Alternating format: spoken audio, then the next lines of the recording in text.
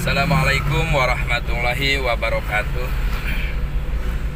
Kita sekarang mengisi aktivitas sorenya untuk bersilaturahim kepada kiai muda yang ada di daerah Cianjur. Ya, beliau subhanallah sangat berwibawa untuk di wilayah Cianjur. Dan yang lebih uniknya, beliau juga termasuk bisnismen, termasuk pelukis handal. Subhanallah, beliau sering melukis ulama-ulama Nusantara, dari mulai Kiai Hasyim Asy'ari, Abah Habib Lutfi,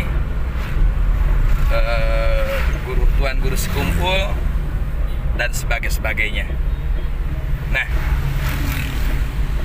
dan beliau juga fasih dalam berbahasa Arab. Subhanallah. Ya, kita ngobrol-ngobrol, silaturahim untuk berbagi wawasan. Semoga ada manfaatnya. Itu. Yuk kita simak, kita berbincang-bincang dengan beliau. Kreasi ini.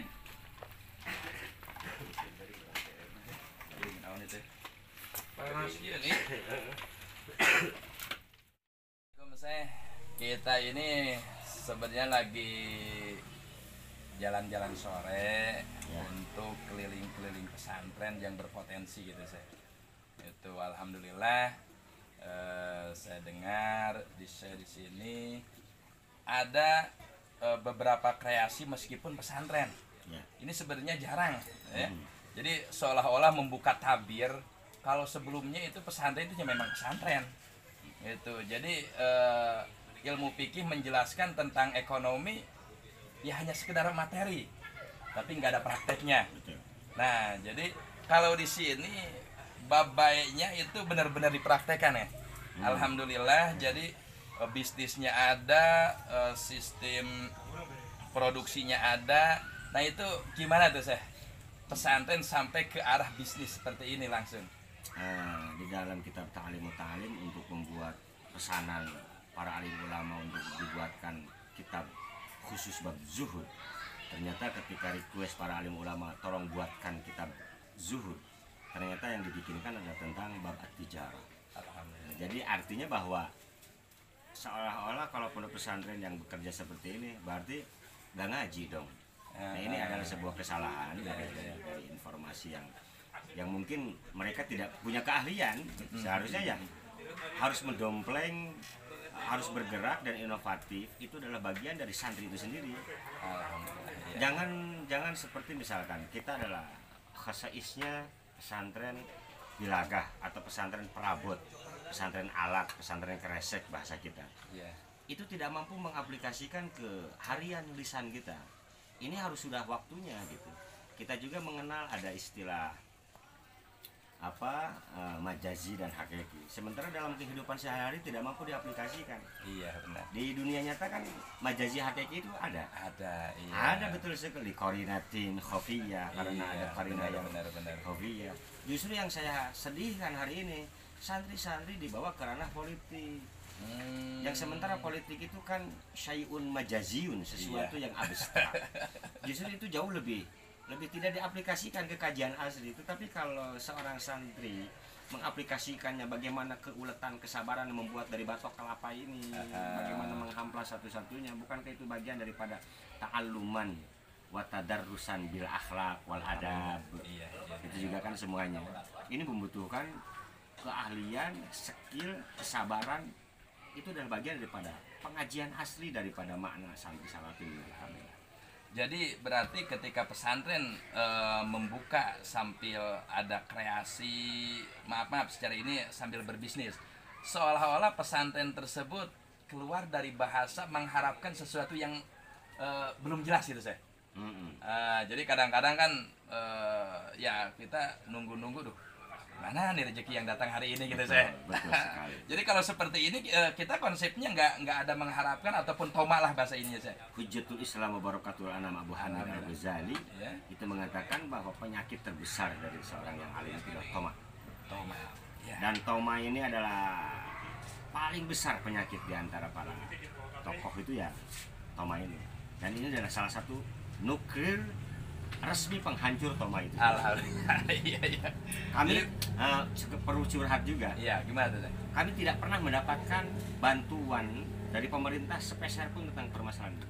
Tidak. Dan ini masih asli dari sirkulasi. Tapi kalau ada diterima juga sih. Ya iya dong, nggak apa-apa. Cuman belum dapat aja. Belum dapat aja. Semoga aja bagian daripada ada yang melihat video ini, ada juga yang terketuk saya untuk ngasih bantuan tepat sasaran gitu. Betul, saya. harus tepat sasaran. Iya. Saya berharap ke pemerintahan harus membuat Menko khusus Kementerian Koordinasi tentang masalah ketepat sasaran.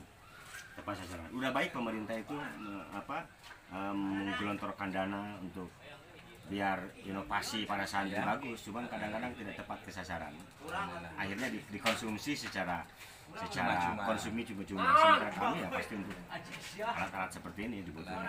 Jadi ketika ada bantuan-bantuan itu benar-benar harus ditinjau secara real gitu saya. Coba jenengan rasakan kopinya monggo. Siap. Bagaimana rasanya menggunakan gelas? Ini adalah kopi memakai gelas asli. Batok ya. Batok kelapa. Bismillahirrahmanirrahim. Wah, subhanallah saya. Ya. Banyak juga sih karya-karya yang seperti ini. Ini menggunakan tangan juga. Tangan dipermudah. Ya. Bahkan kita sebentar lagi kita juga ngelihat karya lukisannya. Itu sangat luar biasa karya lukisannya, dan juga beliau Syaibat ini ahli juga di bidang hot ya saya. Di bidang hot dan fasih di bahasa Arab. Insyaallah. Itu ceritanya gimana tuh saya? Biasanya kan kalau untuk kursus di sini itu nggak sepasai itu gitu. Ya. Ya, yang pertama mungkin karena pengalaman al-lahjah itu, al-lahjah rosmiyah. Rata-rata sih orang-orang Indonesia itu kan fasih dalam hal kaidah nahwi was sharf. Yeah. Tapi ketika al-mukalamatul yaumiyah wal muhadatsah, mereka kurang begitu memahami karena tidak langsung ke orang asli penduduknya. Kalau saya kan secara langsung ke orang Arab. Interaksi langsung. Ya. Ya kita langsung saja ngelihat-lihat karyanya saya. Boleh, silakan. Monggo. Assalamualaikum Syekh. Aduh, alhamdulillah kita di kediaman Syaibat, kiai muda yang sangat energik dan berpengaruh di Cianjur. Dan beliau yang memperkuat manhaj Ahlus Sunnah wal Jamaah, alhamdulillah. Dan tak hanya di bidang ngajar anak-anak santri dan sebagainya, beliau juga mengisi hari-harinya selain daripada ngajar itu dengan melukis. Subhanallah. Ini lukisan Bung Karno, Syekh Hasyim Asy'ari, dan lukisan Gus Dur. Dan ini lukisan-lukisan yang lainnya juga, alhamdulillah, dari ulama-ulama Nusantara. Ulama-ulama Nusantara ini dari ulama-ulama Jawa, Malang, Jawa Timur, Surabaya, Majalengka, dan sebagainya. Alhamdulillah. Kita bincang-bincang sebentar, Syekh.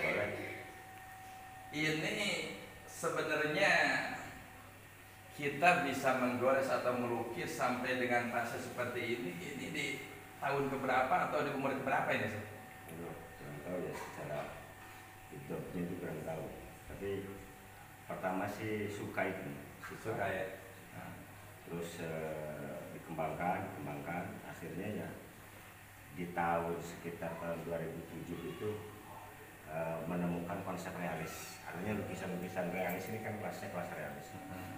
Setelah mengalami beberapa proses tentunya jadi jenis-jenis lukisan seperti ini masuk ke realis itu bisa ditempuh kalau belajar itu sekitar resmi tangan asli itu sekitar 3 tahun atau 5 tahun. 3 tahun 5 tahun. Oh, ini sekitar 3 tahun ya saya? Ya, artinya dari latihan nol ya. Dari latihan nol sampai fase seperti ini. Ini udah masih pakai sketsa atau langsung? Tetap pakai sketsa. Oh, tetap pakai sketsa. Sketsa, pensil, menggunakan konsep skala. Alhamdulillah. Menggunakan konsep skala. Nah, ini lukisannya lebih ke ulama-ulama Nusantara. Apalagi Syekh Hasyim Asy'ari. Ini yang menjadi motonya itu gimana itu? Ya, dakwah bil lisan, wadah bil yad, wadah bil fursah, dakwah dengan kesempatan, dakwah dengan tangan, dakwah dengan lisan. Semuanya diaplikasikan ke bentuk dakwah. Alhamdulillah. Ini semua ya untuk memberikan informasi guru sekumpul bahwa beliau salah satu ulama besar Martapura, dan disegani juga di dunia. Alhamdulillah kami juga terinspirasi untuk terpanggil untuk melukisnya. Termasuk rata-rata lukisan kami ini lebih ke ketokohan Nahdlatul Ulama sebagai perawat ahli sunnah wal jamaah, dengan harapan ya ada mutabarikan lah, ada keberkahan. Seperti lukisan tokoh ini paling besar yang saya punya, dan ini ini seluruh masis pendiri Nahdlatul Ulama ya, ini semua ada di sini dari pendirian pertama ya. Pendirian pertama. Kayak tengahnya ini kan saya Syuyukh Syekh Khalil Al-Bangkalan, dilanjut ke Kiai Syamsul Arifin, Mbah Maksum, dan seluruh tokoh-tokoh ulama. Yang dari Jawa Barat cuma ini Majalengka, Jawa Barat. Oh iya. Nah ini ini lukisan sering juga ada yang pesen ke mana-mana gitu. Ya, sebetulnya ini sudah sold, yang Soekarno ini sudah sold, cuma belum diambil. Alhamdulillah. Jadi seandainya kalau ada yang pesen itu bisa juga itu. Tentu saja. Oke. Jadi kalau itu bisa diselesaikan dalam seminggu atau kurang. Ya. Ukuran segini bisa selesai. Kalau selesai murni sih 3 hari juga 1 hari selesai. 3 hari 1 hari selesai ya. Ya jadi untuk yang mau pesen guru-gurunya untuk ataupun ulama Nusantara tinggal hubungi aja nomor ini. Hibat Art juga boleh. Hibat Art juga boleh. Alhamdulillah. Nah ini saya lihat juga ini. Ini ada kaligrafi. Berarti bukan hanya di bidang lukis, kaligrafi juga terus mendalami. Ini awal kami ini ya dari sini, dari kaligrafi ini. Biasanya orang yang sudah bisa kaligrafi dimodif ke dekorasi, nanti juga ke seni rupanya, ke seni lukisnya juga.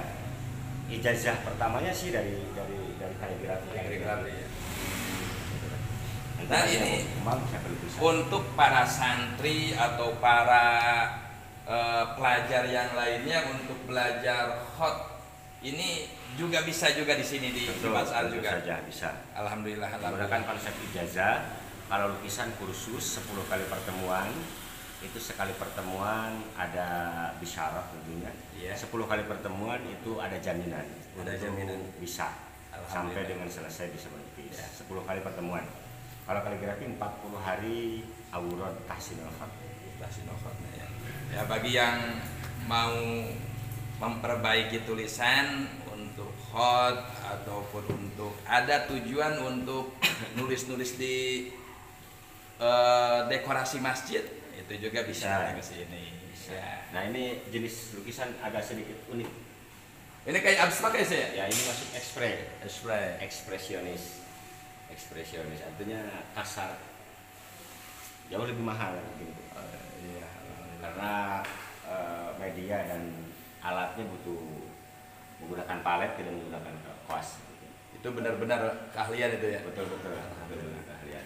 Ini saya dengar selain daripada ini juga katanya saya ini ahli juga dalam bidang bisnis. Sampai alhamdulillah ya untuk kelasan kiai sekarang itu kendaraan pribadinya Fajar udah alhamdulillah udah alhamdulillah. Ada juga Jeep Willys ya? Bukan, CJ7. Oh CJ7 alhamdulillah. Nah itu gimana saya itu kayaknya nggak gampang juga seorang kiai membagi waktu ngajar tapi bisa juga untuk berbisnis ya saya. Sebetulnya bisa dan tidak bisanya tergantung dari kita. Dari kita ya. Kita membagi waktu. Karena kalau segalanya dengan ilmu itu betul, bukan berarti menjadi beban. Mungkin ketika orang melihat bagaimana sih konsep bisnis lukisannya seperti apa, terus kayak seperti ini bagaimana, terus juga ngajarnya gimana. Sementara kan saya perdana, pendiri dan juga sekaligus yang membangun ini orang pertama lah artinya. Bagaimana membagi waktu? Itu saya yang benar-benar untuk motivasi untuk kaula muda itu ketika dari nol kita membuka di sini itu turun naiknya itu apa sih? Wow. Cukup lumayan juga. Cukup lumayan. Hambatannya. Doa ngobatin. Oh, gitu ya. Tapi jadi motivasi juga. Motivasi. Nah itu untuk ungkapannya, untuk kalau muda yang memang mau mendirikan pesantren, sekolah dan sebagainya ataupun dari nol untuk membuka biro usaha, itu tantangan yang harus dihadapi, persiapannya saya. Pertama silaturahim, channel-channel keran-keran silaturahim itu dibuka Ya. Kita berbagi dengan siapapun karena semua manusia berbeda dalam kebutuhan dan kita juga harus melihat juga fisiologis pasar itu. Ya. Kalau bisa jangan mengikuti pasar, tapi kalau bisa ya kita membangun pasar sendiri. Subhanallah. Karena rumit. Kita kalau mengikuti pasar, jadwal kita benturan terus. Makanya kita buat pasar sendiri. Nah ini juga karya di sini. Ya, ini tangan asli. Subhanallah. Ini dari bambu. Dari bambu. Dari 100%. bambu dengan bisa pakai logo pesantren. Bisa. Ataupun Apapun, organisasi bisa. dan sebagainya ya ditempel di sini. Ya. Ini sistem sablon apa gimana sih? Transfer foto namanya. Oh, transfer foto. Ya. Nah, ini juga satu paket segini. karya pesantren. Karya pesantren Ya. ini udah dilakukan oleh para santri. Sudah Para berjalan. santri, alhamdulillah. Dan antara jumlah barang dengan yang pemesan ini pesanan jauh lebih besar ketimbang pengadaan barang. Sekarang Artinya, ini. kami masih butuh mesin bubut cukup banyak karena Iya. pesanan ini masya Allah. Alhamdulillah. Dan kami aplikasikan ke santri-santri yang muntahi, artinya yang notabene mau berkeluarga, ini bisa menjadi acuan bantuan juga bisa buat para santri. Alhamdulillah. Ya, gombong ini. Gombong ya. Nah, kuningnya jangan lupa tetap kita kuning. Wah, subhanallah. Ini juga yang menjadi sebagai apa ya? Kiai muda di Cianjur yang selain mendalami ilmu-ilmu balaghah. Johar Maknun, ada juga ini ilmu mantek, ya Sulamun Awal. Subhanallah. Ya, jadi ini praktisi sekali ya. Masih pasaran ini. Masih pasaran ya? Bab Syakal lagi. Berarti kita sistemnya live sekarang untuk Insya Allah malam ini saya live kan. live, alhamdulillah. Jadi memang kita ngelihat kondisi sekarang dalam kondisi pandemi ya kita ngikuti protokol pemerintah Betul, juga. Jadi untuk kerumunan lebih banyak. Biasanya kalau lagi bebas ini mufasirin di sini banyak juga ya saya. Banyak tentunya. Alhamdulillah. Nah Dari itu luar Jawa. luar Jawa juga lah. Nah jadi untuk sekarang dalam masa pandemi itu benar-benar dibantu dengan SIM Live. Sebenarnya lebih dipermudah ya saya. Betul. Dipermudah. Nah untuk sekarang dorongan kepada pesantren-pesantren yang lain saya untuk menghadapi tahun-tahun sekarang. Kan katanya sekarang ini kita hidup ini di era 4.0 ya segala sesuatunya itu mengandalkan teknologi. Nah itu gimana tuh saya? Seorang santri hari ini harus mampu mengadopsi hal baik dan baru tanpa meninggalkan literasi yang awal yang sudah ada. Jadi seorang santri, khususnya santri salafi murni, ini biasanya menjadi kelas terbawah, artinya tidak dianggap sebagai yang barometer utama. Sementara di Kabupaten Cianjur ini pondok pesantren salafi itu adalah menjadi prototipe, menjadi percontohan, bahkan menjadi barometer ukuran untuk mendewasakan, mensolehkan seseorang itu jadi pondok pesantren salafi. Hari ini mulai ada pergeseran kelihatan. Maka pesantren-pesantren salafi ini harus mampu membangun karakter khasa'is mumayyizahnya dengan berbagai sumber daya manusia itu sendiri dimanfaatkan.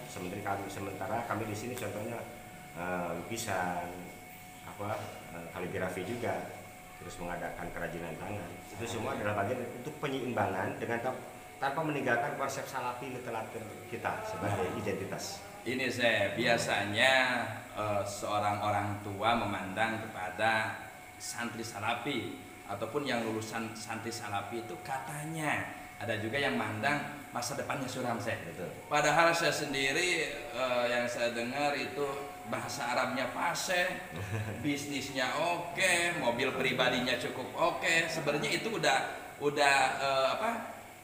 keluar dari pandangan-pandangan mereka. Nah itu ungkapannya saya untuk orang yang punya pandangan bahwa santri salafi itu nggak punya masa depan itu. Betul, itu adalah sebuah kesalahan besar. Saya banyak anak-anak sekolah yang sekolah di SMK. ketika terjun ke pondok pesantren sini, kami praktekkan langsung kinerja lukisan, kinerja kerajinan, bahwa ternyata Hibatus Sa'diyah ini lebih SMK daripada SMK. Subhanallah. Artinya secara realita ya, kami tidak membuka SMK, kami tidak membuka kejuruan. Tapi kalau mau dikatakan bahwa pondok pesantren ini adalah pondok pesantren kejuruan, mungkin ini lebih tepat. Artinya kami langsung mengadakan praktek ke lapangan. Alhamdulillah. Dari mulai kalau gelas seperti ini, dari mulai menembang bambunya, menggergaji bambunya, membubut bambunya sampai ke pemasarannya, itu semua asli 100% tangan santri aja. Dan itu kalau bukan SMK kejuruan apa namanya? Iya. Jadi ada SMK yang sekolah di sini tiba yang SMK sesungguhnya ya di sini. Alhamdulillah. Jadi nggak hanya sekedar teori sih. Bukan langsung teori. Praktek. Kalau yang itu formalitas atau apa secara pendidikan. Kalau kami secara langsung. Alhamdulillah. Kita mau ngeliat tempat ininya, tempat kreasi perizinan yang gelas Nas ya. Boleh. Iya. Nah, kalau agak siangan itu santrinya lagi pada main bubut Langsung ya. Kalau sekarang mungkin beberapa